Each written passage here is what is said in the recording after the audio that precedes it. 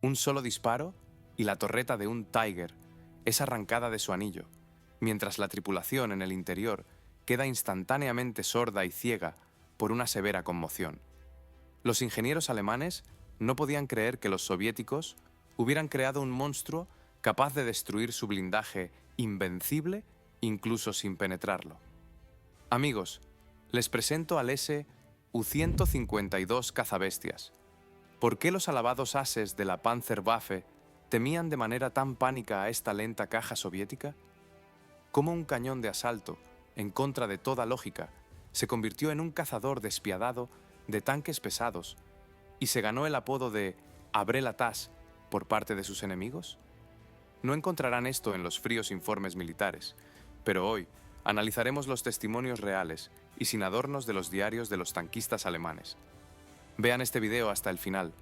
Descubrirán qué absurdo hábito salvó la vida del as de tanques Otto Karius cuando se topó con un U-152 y dónde residía la vulnerabilidad fatal de este coloso soviético.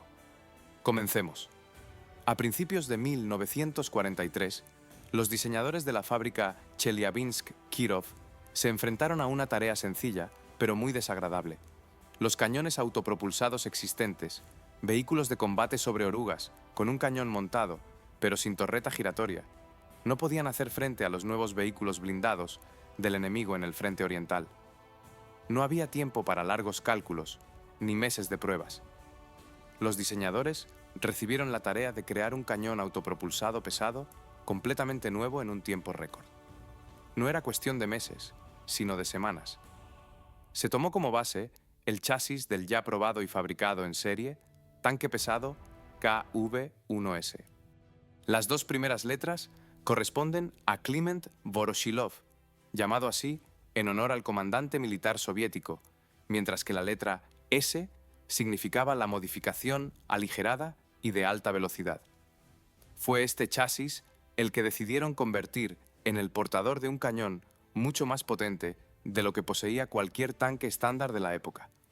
La elección recayó en el cañón obús ML-20 S de 152 milímetros. Esta arma no fue diseñada originalmente para combatir vehículos blindados, sino para destruir fortificaciones de campaña y suprimir la artillería enemiga desde posiciones desenfiladas. Sin embargo, los diseñadores vieron algo mucho más peligroso en ella. Los ingenieros tuvieron que encajar un sistema de artillería masivo en un casco estrecho, calcular una nueva distribución para el compartimento de combate y descubrir cómo la tripulación cargaría proyectiles que pesaban decenas de kilogramos cada uno en condiciones de balanceo y sacudidas durante la marcha. Un error en los cálculos no solo significaría un plano arruinado, podría significar un programa de entregas interrumpido al frente. Y sin embargo, la máquina fue construida.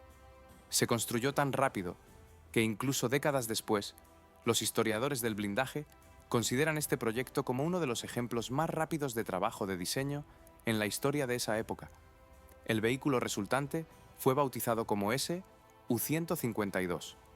La abreviatura SU corresponde a unidad autopropulsada y 152 indica el calibre del cañón en milímetros. Por fuera, se asemejaba a una caja baja y angular sobre orugas, carente de la silueta habitual de un tanque con torreta. Pero detrás de esta apariencia poco pretenciosa se ocultaba una potencia de fuego que ningún cañón de tanque de producción en serie del bando contrario podía presumir en ese momento. Los primeros vehículos se enviaron a pruebas y luego al frente. Pero una cosa es mostrar el rendimiento en un polígono de tiro, donde el blanco está estacionario y la tripulación dispara en un entorno tranquilo, y otra muy distinta, probar estas mismas características en un choque real, donde lo que está en juego no son números en un informe, sino el resultado de toda una batalla. En el verano de 1943, los nuevos cañones autopropulsados U-152 llegaron finalmente donde se decidía el destino de todo el frente oriental, en la zona del saliente de Kursk. Pero llegaron terriblemente pocos. Solo 2 regimientos independientes de artillería autopropulsada pesada, con 12 vehículos de combate en cada uno. Apenas 24 cañones autopropulsados, para todo el espacio de varios kilómetros de una batalla en la que participaron miles de vehículos blindados de ambos lados. Si intentamos traducir esta proporción en una imagen clara, sería algo como esto. Es como poner a 2 docenas de personas frente a una columna interminable de camiones con la esperanza de que al menos frenen el movimiento en ciertos sectores. 24 vehículos físicamente no podían cambiar el rumbo de toda la batalla y, para ser completamente honestos, no lo hicieron. Pero ocurrió algo más, mucho más interesante desde una perspectiva histórica. Estos pocos vehículos dejaron una huella desproporcionada para su número. Se empezó a hablar de ellos casi de inmediato en ambos lados del frente, y el tono de estas conversaciones era completamente diferente. Para los soldados soviéticos, la aparición de una artillería autopropulsada tan potente fue un verdadero soplo de confianza. Para entonces, los soldados llevaban a sus espaldas muchos meses difíciles de retiradas y batallas defensivas. Una máquina capaz de detener cualquier objetivo blindado enemigo con un solo impacto se percibía casi como el símbolo de un punto de inflexión. La propaganda no podía dejar pasar semejante baza. Se dedicaron folletos y carteles a los cañones autopropulsados, y los noticieros editaban específicamente imágenes donde el U-152 convertía metódicamente el blindaje alemán en montones de metal retorcido. El simple soldado en la trinchera veía estas tomas y obtenía lo que tanto le faltaba entonces: la sensación de que tenía un argumento verdaderamente de peso a sus espaldas. En el otro lado del frente, el ambiente era exactamente el contrario. Para las tripulaciones alemanas, la aparición de esta máquina fue una sorpresa extremadamente desagradable para la que nadie se había preparado realmente. El nuevo cañón autopropulsado soviético fue rápidamente bautizado con un apodo afilado y característico, uno que quedó grabado en documentos y memorias durante las décadas siguientes. Curiosamente, el vehículo prácticamente nunca se utilizó para su propósito original: suprimir puntos de fuego fortificados. El destino decretó otra cosa. Muy pronto, el Su-152 demostraría su valía en un papel completamente diferente, y al mismo tiempo recibiría no uno, sino 2 apodos, y ambos revelan mucho sobre cómo se veía este vehículo desde 2 lados diferentes de las trincheras. Es raro que un mismo vehículo de combate tenga 2 apodos a la vez. Por lo general, solo se queda una cosa: el nombre oficial o el mote de un soldado. Con el Su-152 fue diferente. Se le llamó 2 veces, en diferentes lados del frente, y en ambas ocasiones de manera perfecta. Los soldados soviéticos lo apodaron el Zveroboy, o cazabestias, una palabra familiar para todo cazador, utilizada para describir un arma diseñada para cobrar la pieza más grande y peligrosa. El nombre cuajó instantáneamente porque dio en el blanco. La máquina sí salió a cazar los objetivos más pesados y protegidos del enemigo, y cumplió tan bien con este papel que a nadie le sorprendió la comparación con un cazador de osos. Las tripulaciones alemanas acuñaron un apodo completamente diferente: Dosenöffner, que se traduce literalmente como abrelatas. A primera vista, suena casi divertido, pero detrás de esta imagen se esconde una lógica sombría. Desde la perspectiva de un proyectil de este calibre, un tanque dejaba de ser una fortaleza impenetrable. Se convertía en una lata de conservas que solo necesitaba abrirse una vez para que el contenido quedara accesible. El apodo no nació del miedo a una amenaza abstracta. Surgió de una observación muy concreta y práctica de las tripulaciones que sobrevivieron a un encuentro con esta máquina y se lo contaron a sus compañeros. Un detalle curioso: ambos bandos, al idear un nombre, hablaban sin querer de lo mismo: la desesperanza del blindaje frente a este cañón. Solo que el bando soviético lo describía a través de la imagen de un cazador, y el bando alemán a través de la imagen de una lata de conservas abierta. Diferentes culturas, diferentes imágenes, pero la misma esencia.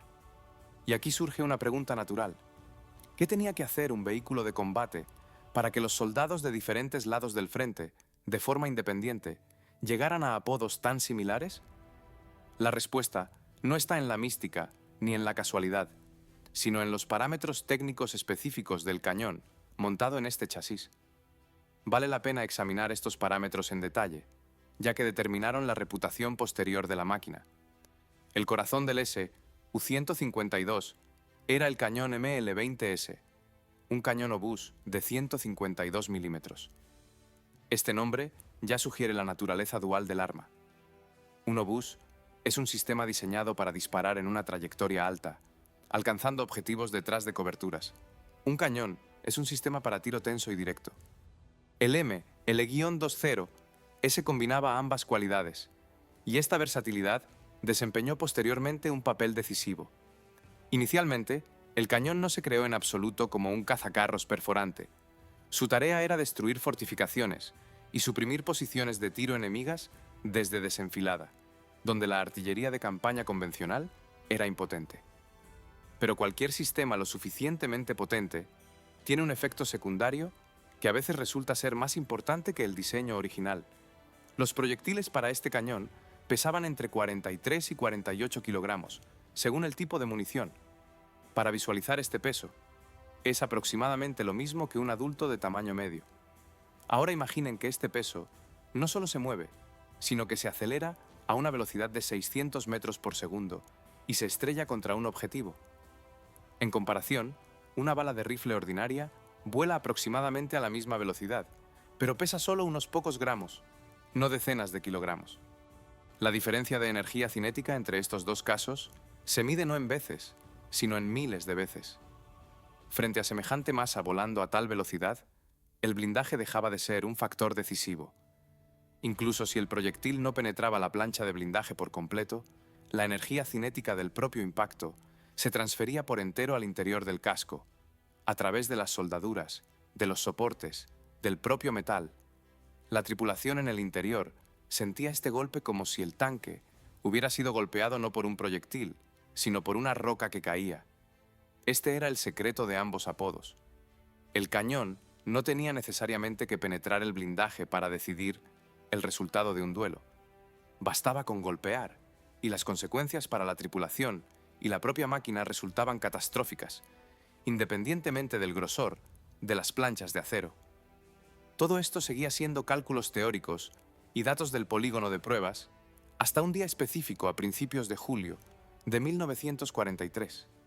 Ese día, la teoría se encontró con el vehículo de combate más protegido que el enemigo tenía en ese momento, y este choque puso todos los puntos sobre las IES de manera mucho más convincente que cualquier disparo de prueba.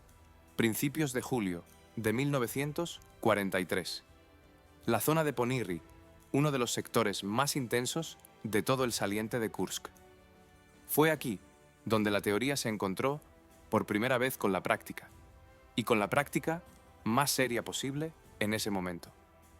Contra las posiciones donde estaba atrincherado un regimiento de cañones autopropulsados pesados soviéticos, SU-152, se lanzó al combate el batallón pesado de Panzerjäger 653, equipado con cazacarros Ferdinand. Este vehículo alemán era considerado el estándar de oro de la protección en todo el frente oriental. El grosor de su blindaje frontal alcanzaba los 200 milímetros, una cifra inalcanzable para cualquier vehículo blindado de producción de cualquiera de los dos bandos de la guerra. Los cálculos de los ingenieros alemanes eran sencillos y aparentemente impecables. Ningún cañón del arsenal enemigo podía penetrar físicamente semejante grosor de metal frontal. El Ferdinand se diseñó específicamente como una máquina a la que no se podía aproximar por el frente. Solo se le podía rodear o burlar, pero nunca penetrar de frente. Y así, esta columna impenetrable se lanzó al ataque. Las tripulaciones en el interior se sentían lo más seguras posible en condiciones de combate. 200 milímetros de acero en el frente eran un argumento serio para la tranquilidad. Pero los cañones de las unidades autopropulsadas soviéticas ya apuntaban a sus posiciones. Las tripulaciones cargaron proyectiles que pesaban decenas de kilogramos, y cuando la distancia se redujo al rango de combate, comenzó algo que el bando alemán simplemente no había tenido en cuenta en sus cálculos. Al final de este choque, el regimiento de SU-152 había dejado fuera de combate a 4 vehículos del batallón atacante. 4 Ferdinand, Las mismas máquinas consideradas invulnerables a cualquier cañón en el frente oriental quedaron paradas en el campo, inutilizadas por el fuego de cañones creados originalmente para tareas completamente diferentes. No fue solo una cuestión de penetración directa del blindaje frontal, aunque eso también ocurrió. Se trató de la propia naturaleza del impacto. La colosal energía cinética transferida a la tripulación y a los mecanismos internos del vehículo, se hubiera penetrado o no el metal. Para el bando alemán, esta batalla fue un verdadero shock. Una máquina en cuya invulnerabilidad creían ingenieros, oficiales de Estado Mayor y las propias tripulaciones, resultó ser bastante vulnerable en un enfrentamiento real. La noticia de esto se extendió por el frente más rápido de lo que se pudieron redactar los informes oficiales. La máquina militar alemana se distinguió por una característica señalada por casi todos los historiadores de ese periodo: una meticulosidad excepcional en el estudio del equipo enemigo. Cualquier espécimen capturado, cualquier modelo nuevo que apareciera en el frente, se convertía inmediatamente en objeto del análisis técnico más minucioso. Funcionaba de forma muy parecida al espionaje industrial entre empresas competidoras hoy en día. Conseguir una muestra del producto de la competencia, desmontarla hasta el último tornillo, comprender sus puntos fuertes y débiles, y luego elaborar un manual de instrucciones detallado para tus propios especialistas. Este era el procedimiento estándar aplicado hace más de 80 años. En el verano de 1943, el bando alemán capturó un ejemplar del SU-152, y el vehículo pasó exactamente por el mismo procedimiento que cualquier otra novedad notable del enemigo. Se le fotografió desde todos los ángulos y se elaboró una descripción técnica detallada que indicaba el calibre del cañón, el grosor aproximado del blindaje, la silueta y las características externas que permitían identificar el vehículo desde lejos.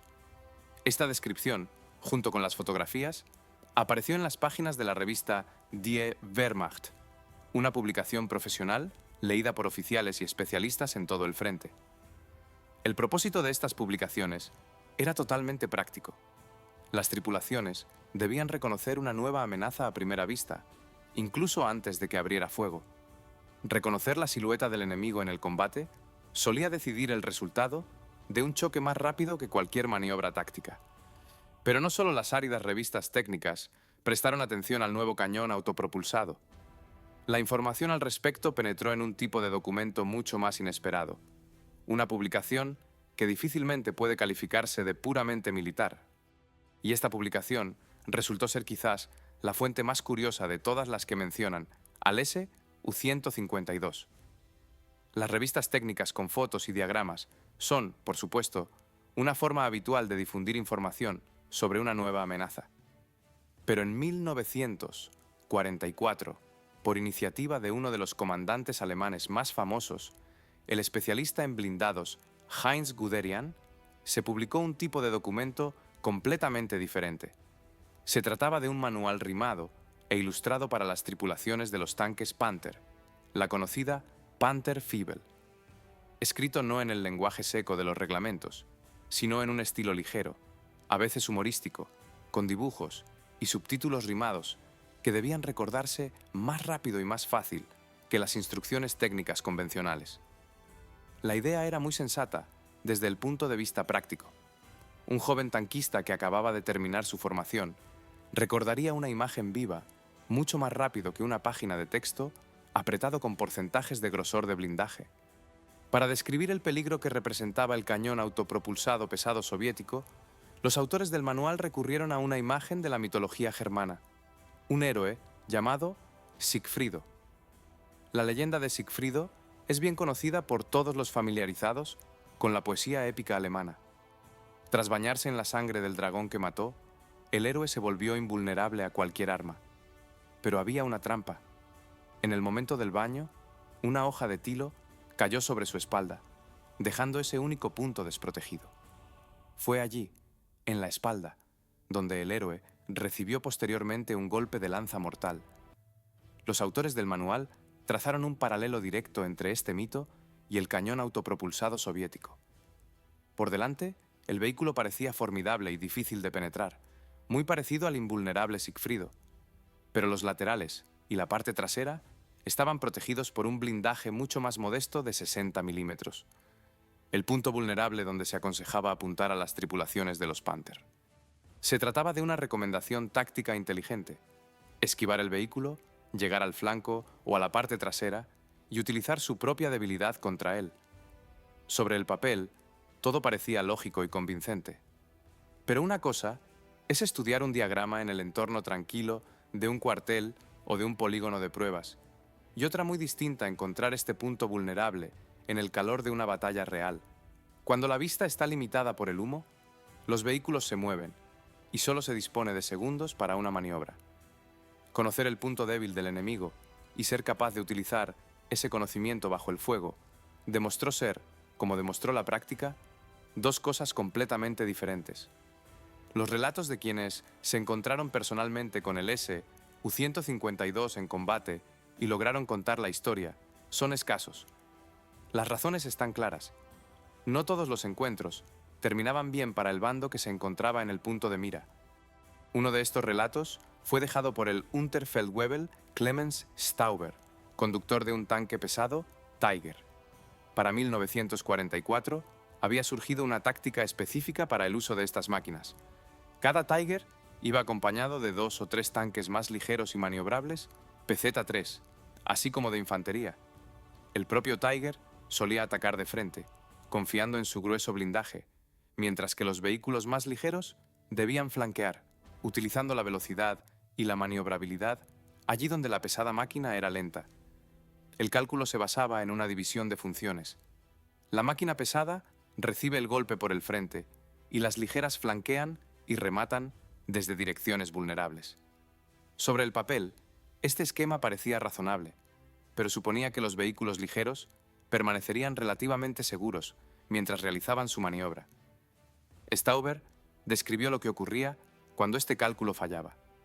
Un solo proyectil de alto explosivo, disparado desde un cañón autopropulsado soviético, desde una distancia de unos 500 metros, podía inutilizar un tanque ligero, PZ-3, incluso sin penetrar su blindaje por completo. La tripulación en el interior sufriría conmociones cerebrales, fracturas óseas por el mero choque del casco y hemorragias internas. Todo ello sin un solo agujero en el metal. El propio vehículo sufría a menudo fallos en el equipo, deformaciones en el casco y la torreta se doblaba en su anillo. En casos aislados, aunque poco frecuentes, el tanque simplemente estallaba en llamas por un solo golpe de semejante fuerza.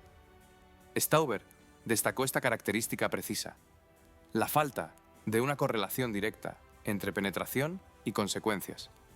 Una tripulación podía permanecer dentro de un vehículo intacto y no penetrado, y aún así sufrir lesiones incompatibles con la continuación del combate. La física de un impacto de tal masa a tal velocidad funcionaba de forma diferente a las ideas convencionales sobre blindajes y proyectiles. Este fue un testimonio del destino de los vehículos ligeros de escolta. Pero, como resultó, incluso el blindaje mucho más pesado y protegido no estaba seguro cuando se enfrentaba al mismo cañón. El testimonio de Stauber se refería a vehículos de escolta relativamente ligeros. Pero lo que ocurrió con las máquinas consideradas la cumbre de la ingeniería de tanques alemana de la época, Tigers, Panthers e incluso los ya mencionados Ferdinands, fue de lo más interesante. La torreta de un tanque se une al casco mediante un anillo de rodamiento especial. Esta conexión está diseñada para soportar el peso de la propia torreta, el retroceso de su propio cañón al disparar y las cargas al conducir por terrenos abruptos. Pero no estaba diseñada para soportar el impacto directo de un proyectil que pesaba decenas de kilogramos volando a gran velocidad. Se conocen casos en los que el impacto de un proyectil de alto explosivo de un U-152 en una torreta Tiger o Panther literalmente la arrancó de su anillo. No llegó a penetrar, simplemente la sacó de su soporte, privando al vehículo de la capacidad de disparar, independientemente de si la tripulación sobrevivía. Con el Ferdinand, la situación era diferente, pero no menos reveladora. El cañón ML-20S, por supuesto, no podía penetrar el blindaje frontal de esta máquina, que tenía 200 milímetros de grosor. Sencillamente, no había suficiente capacidad de perforación de blindaje para ello. independientemente de lo que ocurriera en Ponirri, con el perfil lateral y otras zonas vulnerables.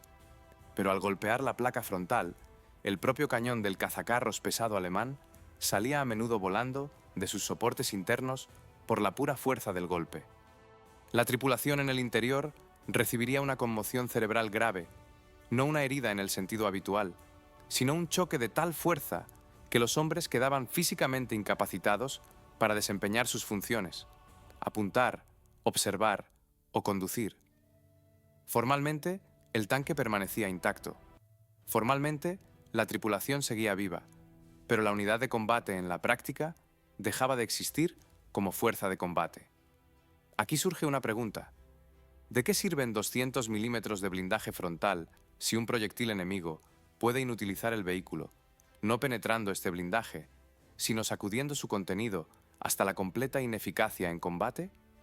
La respuesta resulta desagradable para cualquier ingeniero que confiara únicamente en el grosor del metal. El blindaje no necesitaba ser penetrado en absoluto, bastaba con golpearlo con la fuerza suficiente, y el resultado era casi igual de destructivo.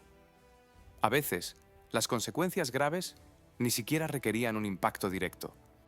Stauber dejó otro relato, esta vez describiendo un episodio que, con un giro de los acontecimientos ligeramente menos afortunado, podría haber terminado de forma bastante diferente. Durante uno de los enfrentamientos, un proyectil de un cañón obús ML-20 ese rebotó en el mantelete del cañón de un Tiger, el escudo blindado que protege la base del cañón donde sale de la torreta. El proyectil no se quedó dentro, ni penetró el metal por completo. Solo se deslizó por la superficie, rebotó y siguió su camino. Pero incluso este contacto tangencial dejó tras de sí una grieta pasante que se extendía por la mitad de la plancha de blindaje. El cañón en sí no sufrió daños. El mantelete absorbió el golpe, desviándolo hacia un lado. Stauber señaló directamente que con un ángulo ligeramente diferente o una distancia ligeramente más corta, la tripulación podría haber perdido el vehículo por completo. Imaginen la escala de lo que estaba ocurriendo. No un impacto directo, no un disparo preciso en la zona más vulnerable descrita en el manual de Guderian, sino un simple rebote, y como resultado, se formó una grieta que se extendía un buen medio metro en un blindaje de varias decenas de milímetros de grosor. Este detalle muestra más claramente que cualquier especificación técnica con qué margen de potencia se enfrentaban las tripulaciones a ambos lados del frente. Este episodio ilustra quizás mejor lo analizado anteriormente. Incluso un contacto fallido, fuera de blanco o accidental, con este cañón, conllevaba una seria amenaza. Las tripulaciones no tenían sensación de seguridad total ante ningún resultado de un choque, ni con un impacto directo, ni con un rebote. Pero sería un error pintar el panorama totalmente de colores oscuros, como si todos los vehículos alemanes estuvieran condenados de antemano.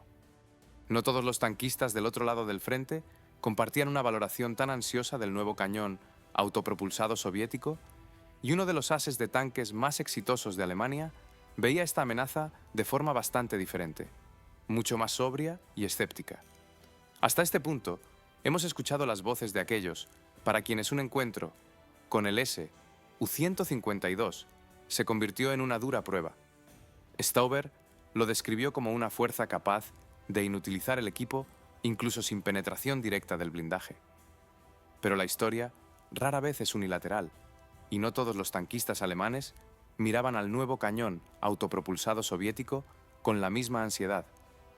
Otto Carius fue uno de los comandantes de tanques más exitosos del Frente Oriental. Su nombre es bien conocido por cualquiera que se interese por la historia de los vehículos blindados de la Segunda Guerra Mundial. Prestó servicio en Tigers, dejó tras de sí unas memorias detalladas y bastante francas, y sus valoraciones sobre el equipo contrario siguen siendo citadas hoy en día por los historiadores como uno de los testimonios más profesionales y sobrios del otro lado del frente. Carius no ignoró al U-152, pero su tono era sorprendentemente diferente de las ansiosas observaciones de Stauber. En primer lugar, destacó el calibre del cañón, 152 milímetros, que de hecho obligaba a tomarse el vehículo en serio, e incluso Las tripulaciones de los Tigers, considerados la cumbre de la protección de la época, comprendían que, al enfrentarse a este cañón, la precaución nunca estaba de más. Pero entonces empezaban las diferencias. En opinión de Carius, la potencia del cañón era sencillamente excesiva en relación con las demás características del vehículo. Imaginen a un atleta con un golpe increíblemente fuerte, pero lento, torpe y con dificultades para adoptar una posición favorable. Así es aproximadamente como se veía el S-U-152 en el campo de batalla al lado de oponentes más ágiles, según el experimentado comandante de tanques. De hecho, las tripulaciones alemanas desarrollaron métodos específicos para contrarrestar a estos vehículos. El principio rector se basaba en el hecho de que el S-U-152, como cualquier cañón autopropulsado sin torreta giratoria, carecía de la capacidad de girar rápidamente su cañón hacia un nuevo objetivo. Un tanque con torreta giratoria podía redirigir el fuego en literalmente segundos, girando solo la parte superior del casco, mientras que un cañón autopropulsado tenía que girar todo el vehículo, y los blindados sobre orugas de tal masa no giran instantáneamente. A esto se añadía un segundo factor, la baja cadencia de tiro. Cargar un proyectil que pesaba decenas de kilogramos no puede ocurrir físicamente tan rápido como cargar una munición más ligera y de menor calibre. La tripulación necesitaba significativamente más tiempo entre disparos que la tripulación de un cañón de menor potencia. Carius razonaba con total lógica para un tanquista profesional con sólida experiencia en combate. Si el primer disparo del cañón autopropulsado falla, un Tiger más rápido y maniobrable tiene una preciosa ventana de oportunidad, tiempo para maniobrar, cambiar el ángulo de ataque o incluso adelantarse al enemigo con su siguiente disparo. De hecho, hay un grano de verdad en este razonamiento y desde un punto de vista puramente táctico, parece bien fundado. También tenía parte de razón en otro aspecto. El blindaje lateral y trasero de 60 milímetros del S-U-152 no podía considerarse en absoluto una barrera seria ni para el cañón de 88 milímetros del Tiger ni para el de 75 milímetros del Panther. Desde este punto de vista, el cañón autopropulsado distaba mucho de ser una máquina invulnerable, y una tripulación experimentada que lo flanqueara o le cayera por detrás tenía una oportunidad real de éxito. ¿Qué tenemos entonces al final?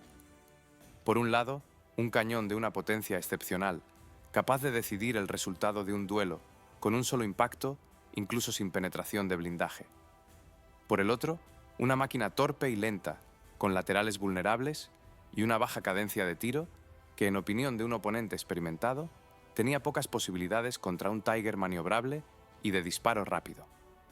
Carius estaba convencido de la exactitud de sus cálculos. Su propio vehículo era más rápido, y él mismo era más experimentado y frío que cualquier tripulación de un cañón autopropulsado pesado. Esta confianza estaba bien fundada, respaldada por una experiencia real en combate y una impresionante puntuación personal de victorias en el frente oriental. No sospechaba que muy pronto esta confianza se vería puesta a prueba por su propia experiencia, una prueba tan cercana y personal que más tarde la relataría él mismo, sin intermediarios ni informes oficiales, y el desenlace de esta historia resultaría mucho más dramático que cualquier cálculo táctico plasmado sobre el papel. El escepticismo de Otto Carius respecto al S-U-152 estaba tácticamente justificado. Pero cualquier cálculo táctico tiene una debilidad común.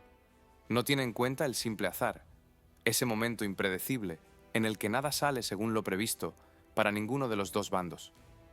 El propio Carius describió este episodio en sus memorias con sorprendente detalle, casi paso a paso, como si reviviera aquellos pocos segundos. La tripulación se encontraba en el interior de su Tiger, en medio de otro enfrentamiento. En esos momentos, no suele haber pausas ni nimiedades. Cada acción está subordinada a una única tarea, sobrevivir y continuar la lucha. Pero en ese preciso instante, Carius echó mano de un cigarrillo, un pequeño detalle que en otras circunstancias ni siquiera merecería mención. El cargador y el artillero de nombre Kramer le ofrecieron fuego. Carius se inclinó hacia adelante, hacia su compañero de tripulación, para encender su cigarrillo de la llama ofrecida. Y en ese mismo instante, un potente golpe sacudió el vehículo.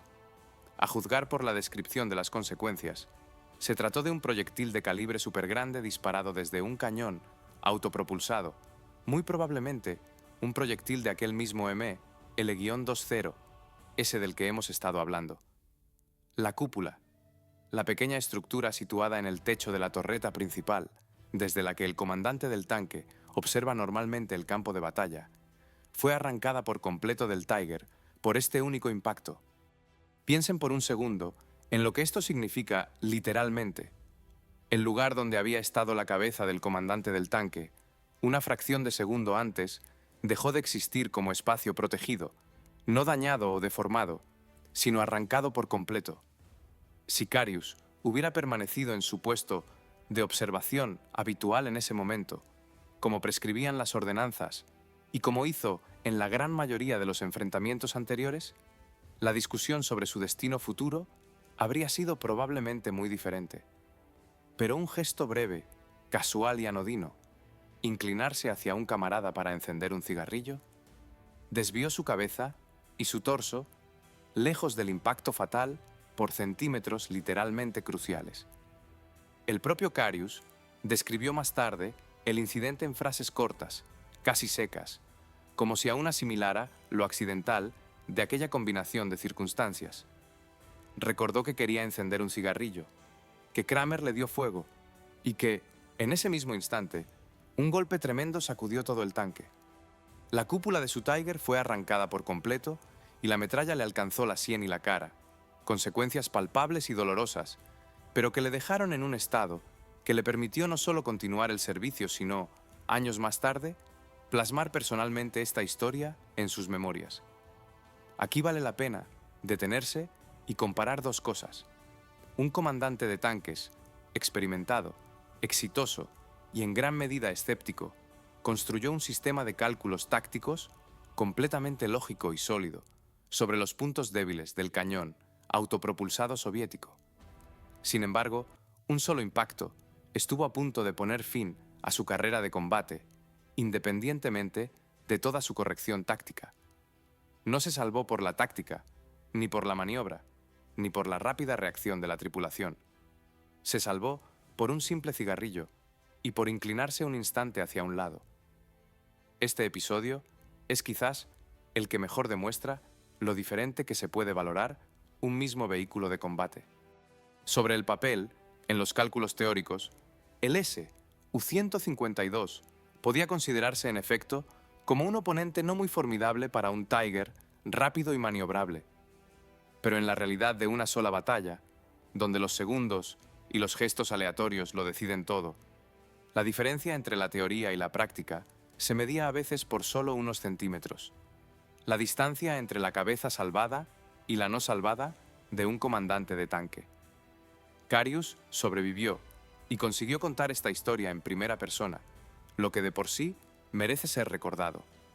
Se han conservado pocos testimonios personales de quienes se encontraron en el epicentro de semejante impacto y sobrevivieron para describir la experiencia con todo detalle.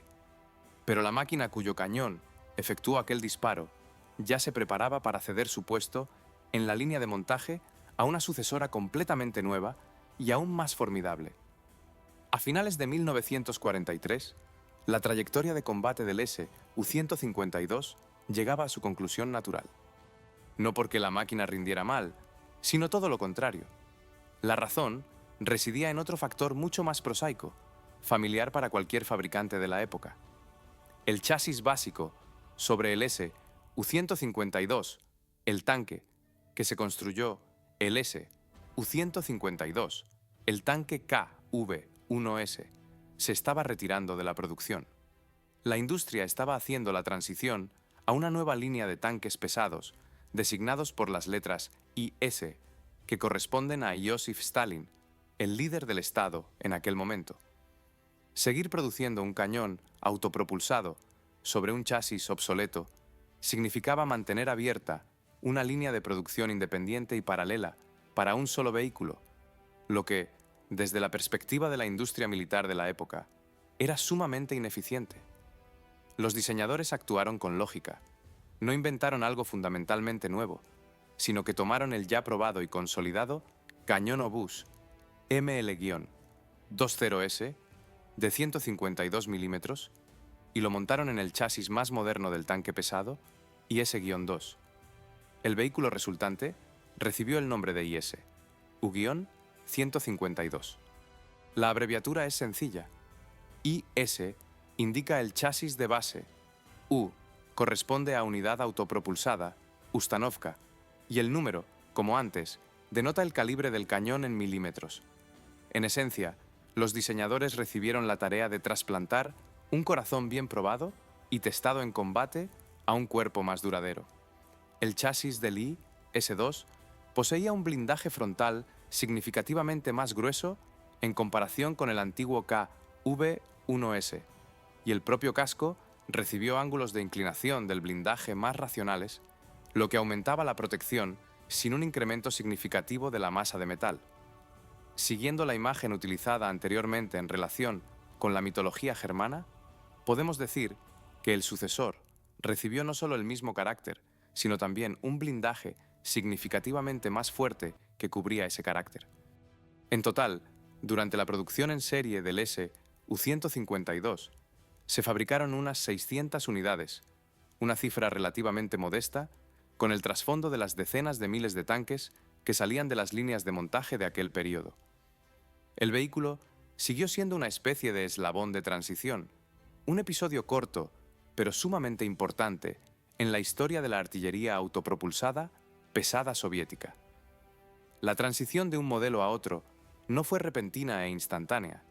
Durante algún tiempo, ambas máquinas combatieron en paralelo en diferentes sectores del frente, cediendo gradualmente el paso la una a la otra a medida que el nuevo equipo llegaba a las tropas.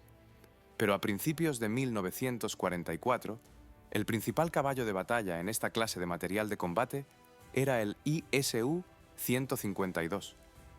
Vale la pena señalar un detalle curioso. Las tripulaciones alemanas que se encontraban con la nueva máquina no siempre la distinguían de su predecesora al principio.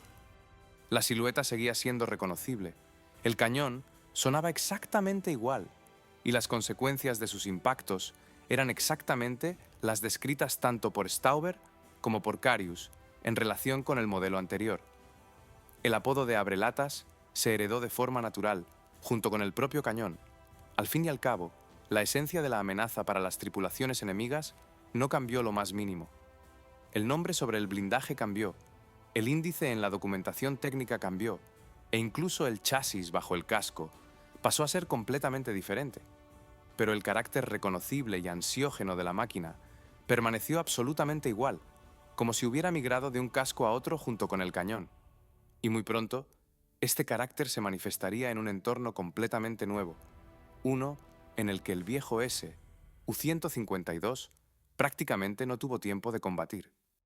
El lugar de las batallas en campo abierto fue ocupado gradualmente por escenarios completamente diferentes: calles, manzanas, edificios de varias plantas hechos de ladrillo y hormigón. Y aquí, la artillería autopropulsada pesada descubrió un área de aplicación completamente nueva y en muchos aspectos inesperada. Una batalla de campaña y un combate urbano en manzanas de viviendas son, en esencia, dos tipos de operaciones de combate completamente diferentes, que requieren equipos distintos, tácticas diferentes y una mentalidad diferente por parte de las tripulaciones. Lo que funciona de manera excelente en la estepa abierta no siempre funciona de igual manera y con la misma eficacia entre calles estrechas y edificios de varias plantas. A medida que la línea de frente se desplazaba hacia el oeste, las tropas soviéticas tuvieron que enfrentarse cada vez más al segundo tipo de combate: el asalto a ciudades densamente edificadas con sólidos edificios de piedra y ladrillo. Y aquí, el cañón autopropulsado, pesado ISU-152, diseñado originalmente como un híbrido de cañón de asalto y obús de campaña pesado, se reveló inesperadamente desde un lado nuevo y muy impresionante. El proyectil de alto explosivo de gran calibre, cuyo efecto destructivo sobre los vehículos blindados fue descrito detalladamente por Stauber y Carius, demostró ser no menos eficaz contra la mampostería sólida de ladrillo. Una pared fuerte y bien construida de un edificio residencial, capaz de soportar el impacto del proyectil de un cañón de campaña convencional, sencillamente no tenía ninguna oportunidad de quedar en pie ante un arma de calibre 152 milímetros. Un solo disparo preciso podía derrumbar la esquina de un edificio, volar el piso de una planta entera o destruir por completo un punto de fuego establecido en un sótano o en los pisos superiores. A modo de comparación, el efecto de semejante impacto puede imaginarse así. Es comparable a sustituir un mazo para destruir muros por un ataque de artillería guiada que opera a una distancia de cientos de metros, en lugar de hacerlo desde un solo golpe de cerca. Esta es la razón por la que se desarrolló entre las tropas una actitud especial y de respeto hacia esta máquina en relación con el combate urbano. La infantería que asaltaba un edificio fortificado prefería a menudo esperar el apoyo de un cañón autopropulsado pesado antes que sufrir pérdidas injustificadas intentando sacar al enemigo de muros sólidos, utilizando únicamente armas ligeras y artillería ligera. Pero lo que resulta especialmente curioso es que el uso en combate del vehículo no se limitó a esto. El ISU-152 combinaba tres funciones de combate diferentes, que rara vez se daban de forma simultánea en una sola pieza de equipo de aquel periodo. La primera función era la de cañón de asalto para apoyo de fuego directo, de la que ya se ha hablado en relación con los combates urbanos. La segunda función era la de obús autopropulsado, capaz de disparar desde posiciones desenfiladas en una trayectoria alta, alcanzando objetivos inaccesibles para un disparo directo, tal como hace la artillería de campaña convencional, solo que con una movilidad mucho mayor y la capacidad de cambiar rápidamente de posición. La tercera función era la de cazacarros, heredada del S-U-152 y confirmada por numerosos episodios descritos anteriormente. No todos los vehículos de combate de aquella época podían presumir de semejante versatilidad. La mayoría de los modelos se diseñaban para una tarea específica y tenían dificultades con cualquier otra cosa. El ISU-152, en cambio, según las circunstancias, podía ser un cañón de asalto, un obús pesado o un cazacarros, y la transición entre estas funciones se producía a menudo sin cambiar de equipo y sin reequipar a la tripulación, literalmente durante la misma jornada de operaciones de combate. El vehículo combatió en casi todos los frentes en los que operó el ejército soviético en el periodo final de la guerra, desde el asalto a poblaciones fortificadas hasta el apoyo a formaciones de tanques que avanzaban en campo abierto. En todas partes se encontró utilidad para su cañón y su versatilidad. Semejante combinación de cualidades no se encuentra muy a menudo en la historia del material militar. Por lo general, una plataforma que es eficaz en una función resulta ser mediocre en otras. Aquí ocurrió de otra manera, y fue esta rara multifuncionalidad la que determinó en gran medida el destino verdaderamente largo de esta máquina, que se prolongó durante décadas. Cualquier vehículo de combate acaba siendo retirado del servicio. Las tecnologías avanzan, aparecen nuevas amenazas, nuevas soluciones y nuevas generaciones de blindados, para las que los pesos pesados de ayer se convierten en piezas de museo. Se trata de un proceso natural e inevitable, por el que pasó casi todo el material de mediados del siglo XX.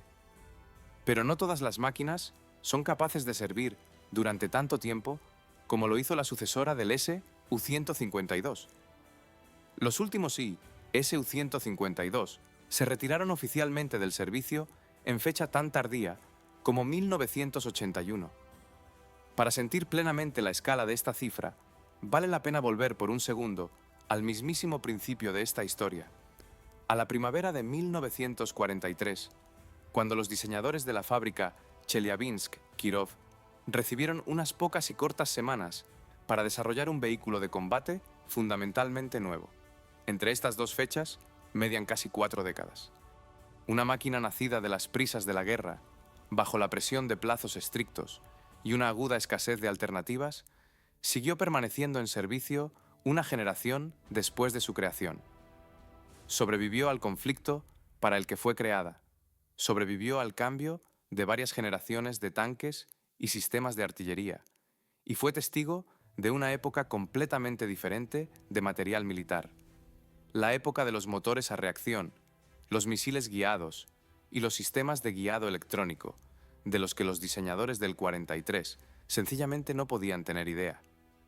Los especialistas en blindados coinciden en una valoración general.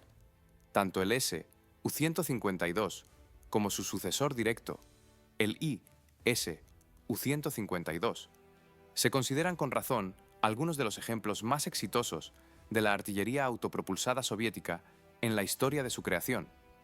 Y la razón de este éxito no fue únicamente la potencia del cañón, de la que se ha hablado con tanto detalle a lo largo de la narración.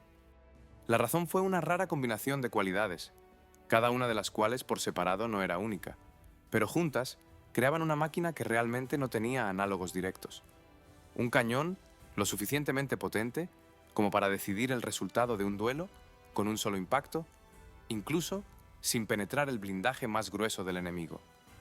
Una versatilidad suficiente para funcionar como cañón de asalto, obús de campaña y cazacarros, a menudo durante el mismo día de operaciones de combate, y una fiabilidad suficiente del chasis básico para permanecer en servicio durante décadas después de su creación, sobreviviendo al propio tiempo en el que fue concebida.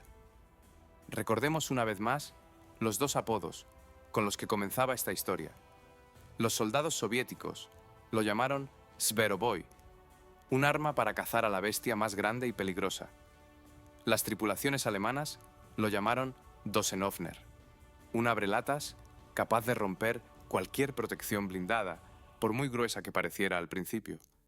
Dos apodos, nacidos de forma independiente en lados diferentes del frente, y ambos, como resultó, demostraron ser sorprendentemente exactos. Ni los soldados soviéticos que idearon el primer apodo, ni los tanquistas alemanes que acuñaron el segundo, tenían, por supuesto, idea de que estaban contemplando una máquina destinada a permanecer en servicio durante casi 40 años. Veían ante sí únicamente lo que ocurría aquí y ahora, una silueta formidable en el campo de batalla, un proyectil de masa inmensa, volando a una velocidad inmensa, y otro objetivo blindado enemigo, convertido en un montón de metal por un solo impacto. Pero es a partir de encuentros tan breves, dispersos y a veces accidentales en los campos de batalla, como el episodio del cigarrillo, que casi le cuesta la vida a un experimentado as de tanques, como el rebote que dejó una grieta de media plancha de blindaje de ancho, como los 4 Ferdinand, destruidos cerca de Ponyri, de lo que se forma la historia verdaderamente completa de un vehículo de combate. Una historia en la que las frías características técnicas y los testimonios humanos vivos resultan estar indisolublemente unidos, explicándose mutuamente. Una máquina creada en cuestión de semanas, bajo la presión de una aguda necesidad militar, acabó prestando servicio durante casi 4 décadas. Y esta es quizás la mejor prueba de que una solución de ingeniería de éxito, nacida incluso en las circunstancias más difíciles, es capaz de sobrevivir no solo a sus creadores, sino a la propia época en la que fue creada. Muchas gracias por vernos y hasta pronto. Y